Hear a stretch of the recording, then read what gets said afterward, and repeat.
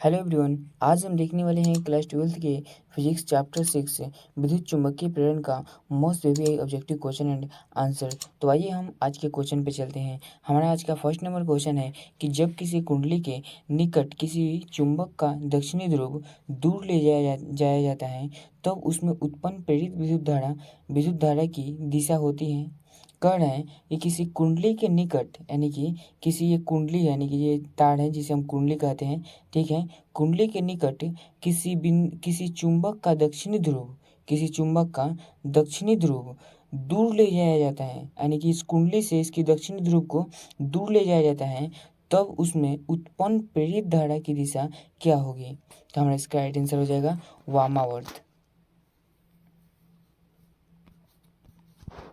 देखते हैं हमारा नेक्स्ट क्वेश्चन 2 नंबर क्वेश्चन कह रहा है कि एक चुंबक एक बंद चालक के निकट स्थित है। एक चुंबक है जो कि एक बंद चालक के निकट स्थित है। बंद चालक का मतलब होता है कि जिस पर कवर चढ़ा हो, ठीक है, उसके निकट स्थित है।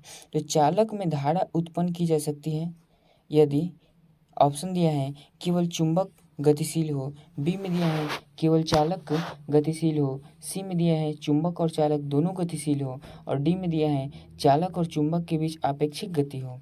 हमारा इसका राइट आंसर हो जाएगा कि चालक और चुंबक के बीच जब आपेक्षिक गति हो तब क्या हो जाएगा कि उसमें चालक में धारा उत्पन्न की जा सकती है, यानी हमारा इसका राइट आंसर डी हो जाएगा। देखते हैं हमारा नेक्स्ट क्वेश्चन 3 नंबर क्वेश्चन। तो प्रेरण कुंडली से प्राप्त धारा होता है। कह रहा है कि प्रेरण कुंडली से प्राप्त होता है। तो ऑप्शन दिए हैं उच्च धारा, निम्न विद्युत वाहक बल जिसे हम इलेक्ट्रोमोटिव फोर्स कहते हैं, ईएमएफ इसे हम कहते हैं विद्युत वाहक बल को। फिर बी में दिया है निम्न धारा और प्रबल ईएमएफ। फिर सी में दिया है प्रबल धारा और निम्न ईएमएफ, और डी में दिया है निम्न धारा और निम्न ईएमएफ। तो हमारा इसका राइट आंसर हो जाएगा कि निम्न धारा और प्रबल विद्युत वाहक बल, यानी हमारा इसका राइट आंसर बी हो जाएगा। देखते हैं हमारा 4 नंबर क्वेश्चन। तो छड़ में प्रेरित विद्युत वाहक बल का मान होगा। कह रहे हैं कि छड़ में प्रेरित विद्युत वाहक बल का मान होगा। ऑप्शन दिया है बी एल भी, बी में दिया है बी स्क्वायर, एल स्क्वायर भी, सी में दिया है 0 और डी में दिया है इनमें से कोई नहीं। तो हमारा इसका राइट आंसर हो जाएगा बी एल भी, यानी हमारा इसका राइट आंसर ए हो जाएगा। देखते हैं हमारा नेक्स्ट क्वेश्चन 5 नंबर क्वेश्चन। यदि एल प्रेरकत्व, आर प्रतिरोध तथा सी संधारित्र की धारिता हो तो एल अपॉन आर एवं आर सी का विमीय सूत्र क्या होगा। ऑप्शन दिया है m0 LT⁻⁻1 कोमा फिर ml0 T0, फिर बी में दिया है m0 L0 T0 और दिया है फिर कोमा mlt0, फिर सी में दिया है ml0 L0 T0 कोमा 1, फिर डी में दिया है m0 L0 T0 coma m0 L0 T0। तो हमारा इसका राइट आंसर हो जाएगा m0 L0 T coma m0 L0 T, यानी हमारा इसका राइट आंसर डी हो जाएगा। देखते हैं हमारा 6 नंबर क्वेश्चन।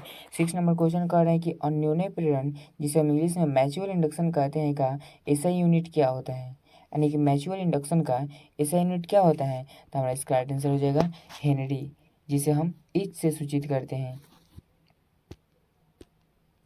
हमारा इसका राइट आंसर ए हो जाएगा। देखते हैं हमारा नेक्स्ट क्वेश्चन। निम्न में से कौन सा नियम ऊर्जा संरक्षण के नियम पर आधारित है। कह रहे हैं कि निम्न में से कौन सा नियम है जो कि ऊर्जा संरक्षण के नियम पर आधारित है। तो ऑप्शन ए में दिया है लेंज का नियम, बी में दिया है फैराडे का विद्युत विच्छेदन का नियम, सी में दिया है एम्पियर का नियम और डी में दिया है नन ऑफ दीज। तो हमारा इसका राइट आंसर हो जाएगा लेंज का नियम। लेंज का नियम होता है जो कि ऊर्जा संरक्षण के सिद्धांत पर कार्य करता है और इससे यही संबंधित होता है, यानी हमारा इसका राइट आंसर ए हो जाएगा। देखते हैं हमारा 1 नंबर क्वेश्चन। चुंबकीय फ्लक्स का एसआई मात्रक नहीं है। कह रहे हैं कि चुंबकीय फ्लक्स का एसआई मात्रक कौन नहीं है।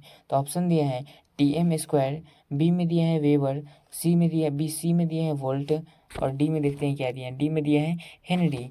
कह रहा है क्या कि चुंबकीय फ्लक्स का एसआई मात्रक नहीं है। तो हमारा Tm² भी है, वेबर भी है, वोल्ट भी है, हमारा क्या है तो हेनरी नहीं है, जिसे हम एच से सूचित करते हैं। तो हमारा इसका राइट आंसर क्या हो जाएगा हेनरी, यानी हमारा इसका राइट आंसर एच हो जाएगा। जो कि चुंबकीय फ्लक्स का ऐसे मात्रक नहीं है। देखते हैं हमारा 9 नंबर क्वेश्चन। क्वेश्चन कह रहा है कि चुंबकीय प्रेरण के समय के साथ बदलने से किसी बिंदु पर उत्पन्न होता है। कह रहा है कि चुंबकीय प्रेरण के समय के साथ बदलने से किसी बिंदु पर उत्पन्न होता है।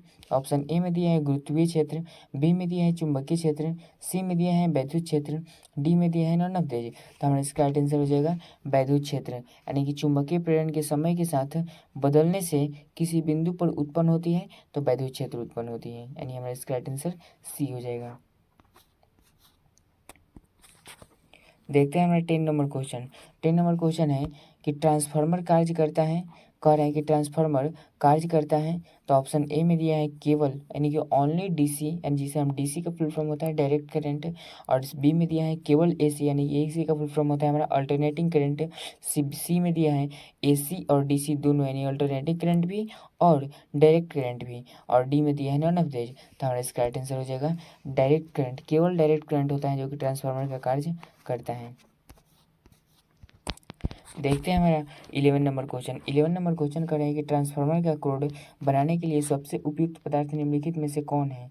कह रहे हैं कि ट्रांसफार्मर का क्रोड बनाने के लिए सबसे उपयुक्त पदार्थ निम्नलिखित में से कौन है। तो हमारा इसका राइट आंसर हो जाएगा मुलायम इस्पात। मुलायम इस्पात हो जाए जो कि ट्रांसफार्मर बनाने के लिए, ट्रांसफार्मर का क्रोड बनाने के लिए सबसे उपयुक्त पदार्थ हो जाए, यानी हमारा इसका राइट आंसर ए हो जाएगा।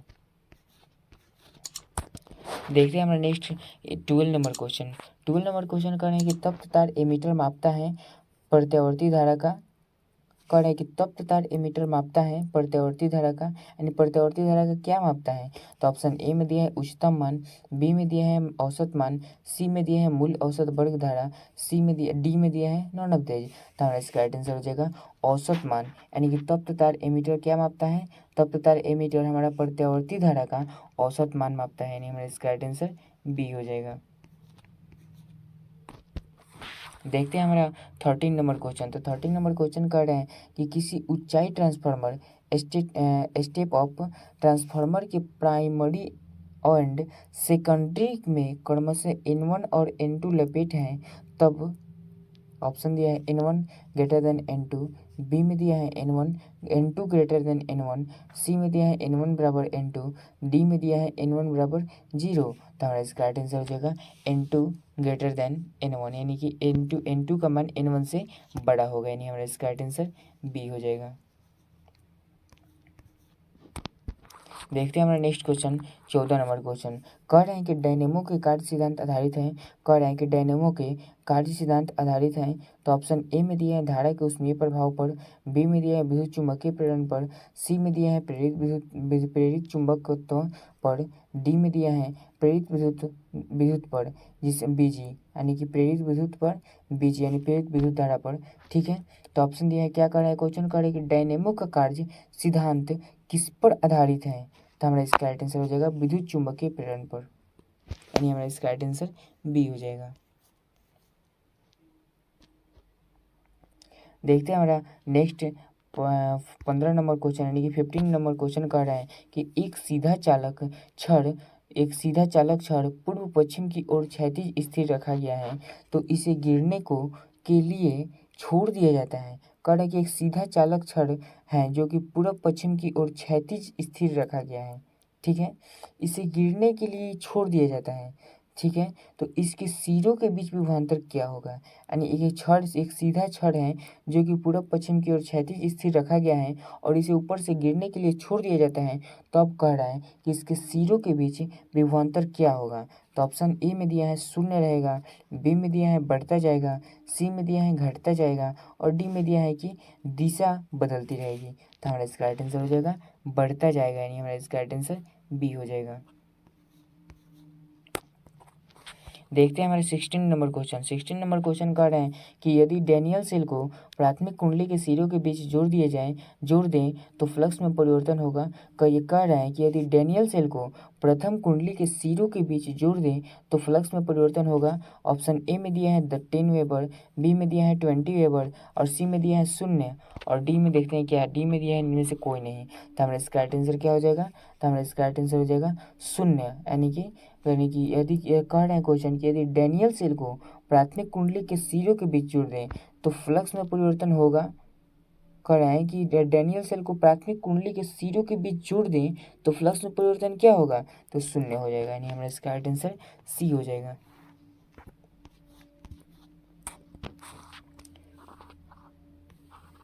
देखते हैं हमारा 17 नंबर क्वेश्चन। तो 17 नंबर क्वेश्चन कह रहा है कि किसी ऊंचाई ट्रांसफार्मर के प्राइमरी तथा सेकेंडरी में क्रमशः N1 तथा N2 लपेट हैं हो तो ऑप्शन ए में दिया है N1 greater than N2, B में दिया है N2 ग्रेटर देन N1 और सी में दिया है N1 बराबर N2 और डी में दिया है N1 बराबर 0। तो हमारा इसका राइट आंसर हो जाएगा N2 बराबर N1, यानी कि N2 ग्रेटर देन N1, यानी हमारा इसका राइट आंसर बी हो जाएगा।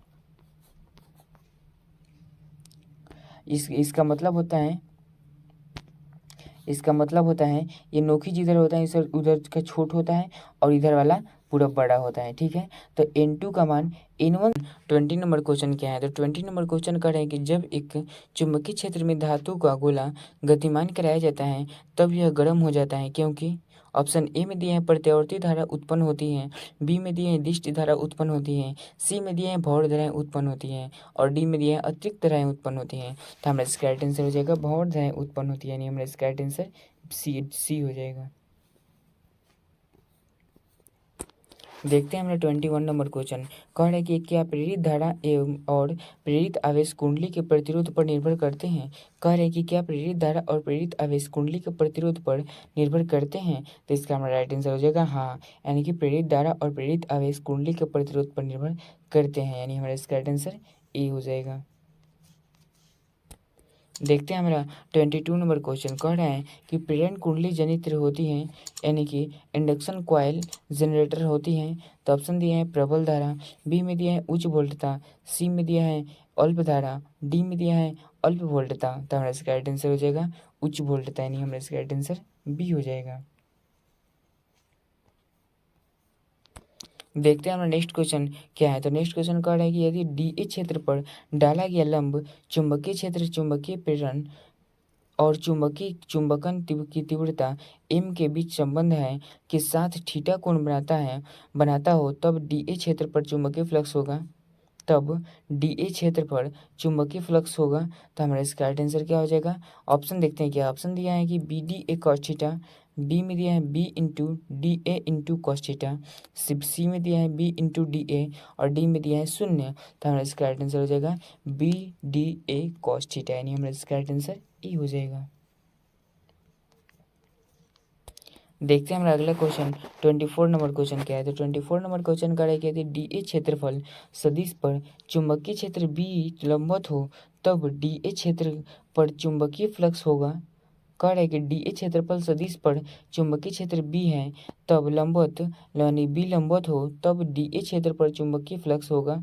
ऑप्शन ए में दिया है B D A cos theta, B में दिया है B D A cos theta, B into D A into cos theta, फिर सी में दिया है बी इंटू डी ए और डी में देखते हैं क्या है, तो डी में दिया है 0। तो हमारा इसका बिल्कुल भी राइट आंसर हो जाएगा 0, क्योंकि इसमें सदिश पूछ रहा है, यहाँ पर थीटा कोण नहीं पूछ रहा है, इसमें क्या पूछ रहा है सदिश चुंबक पर चुंबकीय क्षेत्र पूछ रहा है, इसलिए इसका राइट आंसर 0 हो जाएगा। देखते हैं इसका नेक्स्ट क्वेश्चन कह रहा है कि चुंबकीय फ्लक्स का ऐसे मतलब क्या है। कह रहा है कि चुंबकीय फ्लक्स का ऐसा यूनिट क्या है, तो ऑप्शन ए में दिया है वेबर, बी में दिया है वेबर इंटू मीटर गुने मीटर, सी में दिया है weber upon metre square, D में दिया है टेस्ला। तो हमारा इसका राइट आंसर हो जाएगा वेबर, यानी हमारा इसका राइट आंसर ए हो जाएगा। देखते हैं हमारा नेक्स्ट क्वेश्चन क्या है, तो नेक्स्ट क्वेश्चन कह रहा है कि विद्युत चुंबकीय प्रेरण की घटना खोजी गई थी। कह रहा है कि विद्युत चुंबकीय प्रेरण की घटना खोजी गई थी, यानी कि विद्युत चुंबकीय प्रेरण की घटना किसने खोजी थी।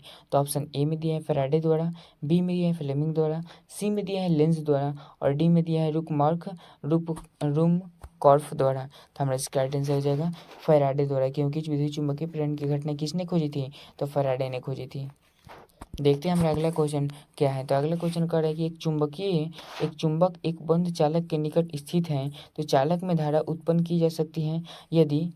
कह रहे हैं कि एक चुंबक एक बंद चालक के निकट स्थित है, एक चुंबक एक बंद चालक के निकट स्थित है तो चालक में धारा उत्पन्न की जा सकती है यदि ऑप्शन ए में दिया है केवल चुंबक गतिशील हो, बी में दिया है केवल चालक गतिशील हो, सी में दिया है चुंबक और चालक दोनों गतिशील हो, और डी में दिया है चालक और चुंबक के बीच अपेक्षिक गति हो। तो हमारा इसका राइट आंसर हो जाएगा डी नंबर,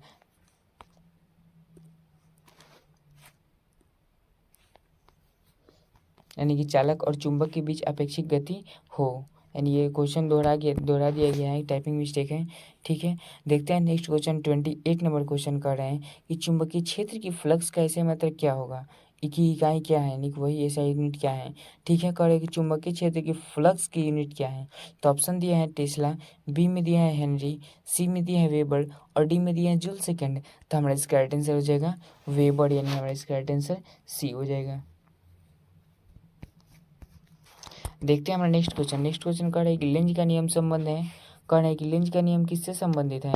ए में दिया है ऑप्शन दिया है आवेश से, बी में दिया है द्रव्यमान से, सी में नहीं दिया है, देखिए मिस्टेक हो गया है टाइपिंग में, एक ऑप्शन छूट गया है, और डी में दिया है कि संवेग के संरक्षण सिद्धांत से। तो हमारा इसका राइट आंसर क्या हो जाता है कि लेंज का नियम किससे संबंधित है, तो ऊर्जा संरक्षण सिद्धांत के नियम से संबंधित है। इसमें ऑप्शन नहीं दिया, इसलिए हम क्वेश्चन को छोड़ देंगे। देखते हैं नेक्स्ट क्वेश्चन क्या है। तो नेक्स्ट क्वेश्चन कह रहा है कि स्वप्रेरकत्व का ऐसे मात्रक है, कह रहा है कि स्वप्रेरकत्व कैसे मात्रक क्या होता है। तो ऑप्शन ए में दिया है कुलम्ब, बी में दिया है वोल्ट, सी में दिया है ओम, और डी में दिया है हेनरी। तो हमारा इसका राइट आंसर हो जाएगा हेनरी, यानी कि जिसे हम ए से सूचित करते हैं। ये क्या होता है कि स्वप्रेरकत्व का ऐसा यूनिट होता है। देखते हैं हमारा नेक्स्ट क्वेश्चन क्या है। तो नेक्स्ट क्वेश्चन कर रहा है कि लेंज का नियम पालन करता है। तो ऑप्शन ए में दिया है बायस और नियम का सिद्धांत, बी में दिया है संवेग संरक्षिता का सिद्धांत, सी में दिया है ऊर्जा संरक्षिता का सिद्धांत, और डी में दिया है आवेश संरक्षिता का सिद्धांत। तो हमारा इसका राइट आंसर हो जाएगा ऊर्जा संरक्षिता का सिद्धांत, यानी हमारा इसका राइट आंसर सी हो जाएगा। देखते हैं हमारा नेक्स्ट क्वेश्चन। प्रेरण कुंडली से प्राप्त होता है, कह रहे कि प्रेरण कुंडली से प्राप्त होता है। ऑप्शन ए में दिया है उच्च धारा पर प्रबल विद्युत वाहक बल, बी में दिया है निम्न धारा पर प्रबल विद्युत वाहक बल, फिर सी में दिया है प्रबल धारा पर निम्न विद्युत वाहक बल, और डी में दिया है निम्न धारा में से निम्न धारा पर निम्न विद्युत वाहक बल। तो हमारा इसका राइट आंसर क्या हो जाएगा, तो इसका राइट आंसर हो जाएगा निम्न धारा पर प्रबल विद्युत वाहक बल, यानी हमारा इसका राइट आंसर बी हो जाएगा। देखते हैं हमारा नेक्स्ट क्वेश्चन, यानी कि 33 नंबर क्वेश्चन कर रहे कि प्रेरण कुंडली का व्यवहार किया जाता है, कह रहे कि प्रेरण कुंडली का व्यवहार किया जाता है। ऑप्शन ए में दिया है प्रतिरोध मापने के लिए, बी में दिया है विभवांतर मापने के लिए, सी में दिया है धारा मापने के लिए, और डी में दिया है विसर्जन नलियों को चलाने के लिए। तो हमारे ऑप्शन क्वेश्चन का है कि प्रेरण कुंडली का व्यवहार किस लिए किया जाता है। तो प्रेरण कुंडली का व्यवहार किस लिए किया जाता है, हम बता दें कि विसर्जन नलियों को चलाने के लिए किया जाता है, यानी हमारा इसका राइट आंसर डी हो जाएगा। देखते हैं हमारा नेक्स्ट क्वेश्चन। 34 नंबर क्वेश्चन कह रहा है कि प्रेरण कुंडली के संधारण में संधारित्र के व्यवहार से द्वितीयक का विद्युत वाहक बल, कह रहे कि प्रेरण कुंडली में संधारित्र के व्यवहार से द्वितीयक का विद्युत वाहक बल ऑप्शन ए में दिया है बढ़ जाता है, बी में दिया है घट जाता है, सी में दिया है अपरिवर्तित रहता है, डी में दिया है शून्य हो जाता है। तो हमारा इसका राइट आंसर क्या हो जाएगा, यानी कि क्वेश्चन कह रहा है कि प्रेरण कुंडली में संधारित्र के व्यवहार से द्वितीयक का विद्युत वाहक बल क्या होगा, द्वितीयक का विद्युत वाहक बल क्या होगा। तो हमारा इसका राइट आंसर क्या हो जाएगा, तो इसका राइट आंसर हो जाएगा शून्य हो जाता है, यानी हमारा इसका राइट आंसर डी हो जाएगा।